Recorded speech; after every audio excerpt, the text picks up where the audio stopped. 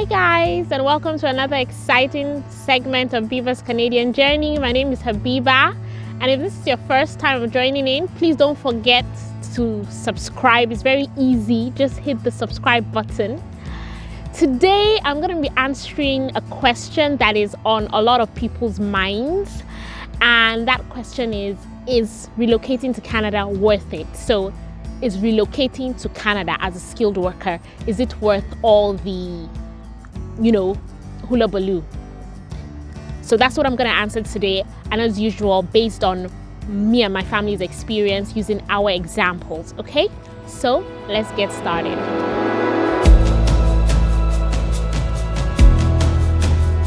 So is Canada worth it? This question is one that I get all the time. People ask it in different ways. Some people ask, Habiba, I've watched your videos, but I have a question before I register for my IELTS and I start, making financial commitments. Is it worth it? Is it going to be worth it in the end? Is Canada all that, people make it out to be? All these are very valid and legitimate questions.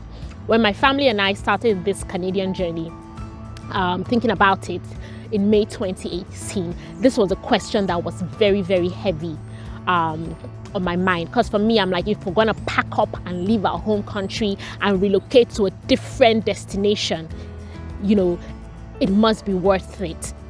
Okay, so when people ask me that question, I throw a question back at them, and I ask them, what is it that you're looking for in this new place? Now, you need to be honest with yourself. If where you're residing right now, your home country or your current location, can give you everything that you're looking for, then by all means, stay. But if you're looking for something else, and you've heard that this place can provide you with that, do your research. And if you're happy with that, then move. I got married in 2015. And in 2015, my husband brought up this idea of relocating to Canada. And I was not on board. I was like, no. I'm happy where we are. I'm fine. Fast forward a year or two later, we have a child, we have a baby. And he brings it up again. And this time it looks very attractive. In fact, I just run with the idea because my mindset had shifted. When you have kids, when you have children, for us, what we were looking for was somewhere that could offer excellent quality of life. And it is no surprise that Canada has been voted the #1 country in the world to have the highest quality of life for the second year running. We've been here for 13 months, and I can tell you that is true. So quality of life, for me, quality of life has a lot of definitions. For me, is being somewhere in a country or location where basic things like electricity, water, access to good health care, excellent education is accessible to everyone. The government sees these things as a necessity. So it's there for everyone to access, regardless of what is in your bank account. So things like, quality education is not a luxury, but is a necessity because the government understands the importance.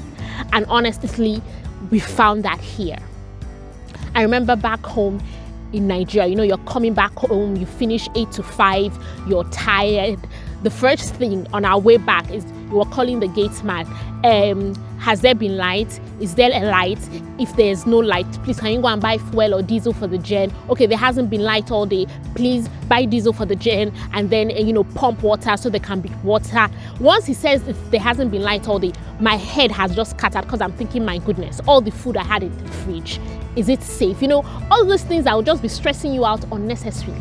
Then there's no light, there's no electricity to pump water. Then you're now thinking, oh, he has to go. None of that. Because these things that, give you headache are seen as, you just have to have it, basic, is necessary. Another way I view quality of life is having some things, okay, that other people might see as a luxury, but having it as, again, the government sees it as not as an added extra, but something that is needed to make your life exciting, to make you enjoy life. So you're not just existing, but you're actually living, you're enjoying life. For instance, libraries, parks, recreational centers, all the public libraries in Nova Scotia, all the public recreational centers here. The public libraries are free. Recreational centers, very affordable depending on your income. Now somebody might be thinking, Habiba, what am I doing with books and libraries? Let me explain a typical library in Nova Scotia to you. Yes, you go to the library for books. Yes, that's what it's meant for. But other things you do in the library. For instance, on Saturday mornings, okay, you wake up in the morning, my family and I, we go to the library around 9-10 a.m. You've had breakfast. There's a session where someone comes to read to toddlers, to read a book, a storybook. It could be Little Pigs, or just something like that for about 45 minutes, an hour, and the children love it. So your toddler is there. If you have older kids, there's a gaming session. So your toddler is there listening, having fun with other kids. There's another section for you, for adults, for parents. You can socialize with other parents, have a cup of coffee. If you want to be on your own, just read a newspaper or read a book. Just relax your mind. It's not every day 9 to 5, 8 to 5. It's not every day walk. Sometimes you just want to, and all this free. Recreational centers where you can go learn to swim, ballet, tennis, skiing, hockey, for free or for a very little amount. For me, this is necessary for well-being, and the government here sees it as a necessity for well-being. You don't have to break the bank to go have swimming classes. You don't have to break the bank to something as easy as enrolling your child for ballet lessons. Everywhere you go here, you walk 5 minutes or drive 5 minutes, you see a park, an outdoor park with swings, merry-go-round, slides, that you can just come out of your house and let your child have fun. It's not every day sit down, watch TV indoors, So all these things that somewhere else it could be seen as a luxury, here it is a necessity, so that you can actually add value to your life at no extra cost. For me, that is quality of life. Now, I know somebody is thinking, Habiba, this is not what I came to this world to do. What is my own with library and parks? Okay, let's talk about social benefits, basic benefits. Let me give a good example. COVID hit the world in March. Nobody saw it coming. Took everybody by surprise. Hundreds of thousands of people around the world lost their jobs. I remember this COVID incident very clearly. I think it was March 16th. I think I was at work. Around 12 o'clock, 1 o'clock, somebody comes and says, oh, everybody, you need to go home. There's been a press conference, this COVID thing, whatever it's called. You need to go pick up your kids. You need to go stock up. Immediately I called my husband and went to get my daughter. And, nobody knew what was going on at this time. We come back home and there's a press conference. Prime Minister Trudeau is talking to Canadians and permanent residents and, addressing them, telling them this is what we know about this, but don't worry, no Canadian is going to suffer during this period. And when they say no Canadian, it also applies to permanent residents like us who came here as skilled workers. No Canadian is going to suffer during this period. We're all in this together. Don't worry if you lose your job or anything like that, you'll be fine. No Canadian. The whole idea was that no Canadian should feel the heat of this pandemic. No Canadian should not have food during this pandemic. No Canadian should suffer. So it should be like, yes, we're in a pandemic, but you shouldn't suffer. So first, when he was saying all these things, I was saying, all this one is audio talk, audio money. But then the benefits started rolling. In the first month, there was a benefit for parents with children. Children are a very important part of, the Canadian in Canada. So there was a benefit rolled out to everybody that had parents. Every parent that had kids, anybody that was taking care of kids. So your kid will not suffer. So your kid would have food. And they know that kids are not in school. So you also have funds to buy things like, if you didn't have internet at home, or books, or just activities for the kids. That was rolled out. Then other benefits were being rolled out for people who had lost their jobs, families who, one partner or one spouse had lost their jobs. The whole idea was so that nobody would suffer. In fact, that was what we kept on hearing. No Canadian should feel the impact. No Canadian should suffer. Nobody should. And I was like, for real? So it was like nothing had changed. Yes, there was a pandemic, but Canadians, permanent residents in Canada, were fine. True talk. Another part of social benefits, healthcare. Healthcare is free. Universal healthcare is free for permanent residents. Now, here in the province in Nova Scotia, once you arrive, it is advised you get your health card as soon as possible. So we arrived in Nova Scotia, I think on a Tuesday night. Wednesday morning, we went straight to the health card care place and we got our cards. In about 5-10 minutes, our card was ready. Now, this card gives you access to all walk-in clinics and public hospitals in Nova Scotia. So you have an emergency, you need to see a doctor, you will not be turned back. You get in there, yes, there might be a wait sometimes, but you would definitely see a physician. A physician will attend to you. Other basic things are free with that health card, like delivery, giving birth, whether via CS or natural delivery, it's free. Immunization is free with that health card.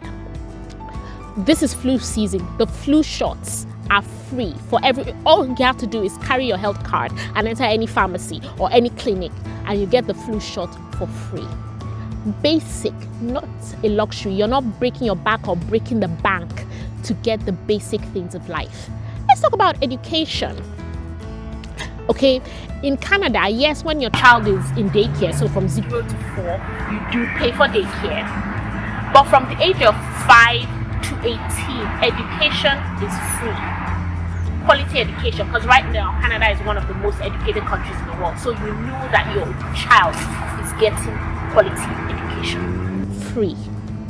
So that means from the age of 5 to 18, you as a parent, you are not thinking of fees. You can be saving the money for something else. And then even after 18, when it's time for the child to go to college or university, they get grants, they get loans, 0% interest loans. And of course, because they are permanent residents or Canadian citizens, they don't pay extortive international fees. I was an international student in the UK, so I know how much international fees can be a drain on the parents. Okay, so you get this, for free. You are not breaking the bank. Quality of life. That means you have extra money or more money in your bank to do other things like travel or go on a holiday. If like me, you like traveling, one of the many advantages of coming to Canada, first of all, with your permanent resident card, you can go to about 25 countries visa free. So you get visa on arrival. So you want to go to the Caribbean, like Dominican Republic or Jamaica or Costa Rica, one of those countries. Visa on arrival. Visa on arrival. Then 3 years after your permanent residency, if you've fulfilled the criteria, you get your Canadian passport, which right now is one of the strongest passports in the world. and it allows you to go to, I think, 182 countries visa-free. Yeah, so the UK and US, 184 countries, but this Canadian one, 182. I'll take that any day, anytime. Quality of life. You're not breaking the bank to get simple things. You know, you can, a lot of activities I wanted to do back home that I couldn't do. Now I enroll myself and my daughter swimming for 0 to nothing. Do you understand? All these things for me make you enjoy life, so that you're not every day is just walk, you go to work, come back, cook, make sure your family is happy, go to work, come back, cook. No. You're doing other things to improve yourself, to improve your well-being. And the good thing is that the government here sees those things as necessities. Not as luxury, but you're having all of this as necessity. Now, like I said, quality of life is subjective, it is relative, but for me, all this and many more make Canada worth it. Yes, it is capital intensive. Yes, it will drain you mentally, trust me, mentally. While you are waiting to receive an invitation to apply, after you've applied and you're waiting for IRCC to contact you, it will drain you mentally. Spiritually said, you'll be on your knees every day praying. Yes, it does that. But for me, it's like when you give birth, they usually say that you forget the pain of all the screaming and shouting. That's how it is. You come here and you see the benefits. You forget all that. You forget all the, I wrote IELTS 3 times. Now, when I'm talking about it, it's like, oh, really? I actually did write it 3 times. But back then, it was stressful. But now I'm like, oh, you know? So it is. If you're looking for something else that you don't have where you are, you're looking for quality of life and improved quality of life, then I can tell you, hands down, it is worth it.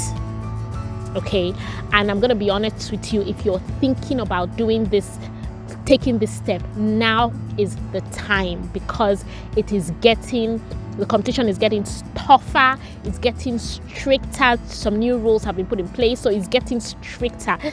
Now is the time. Do not delay. I hope I've been able to answer this question. I am not trying to convince you.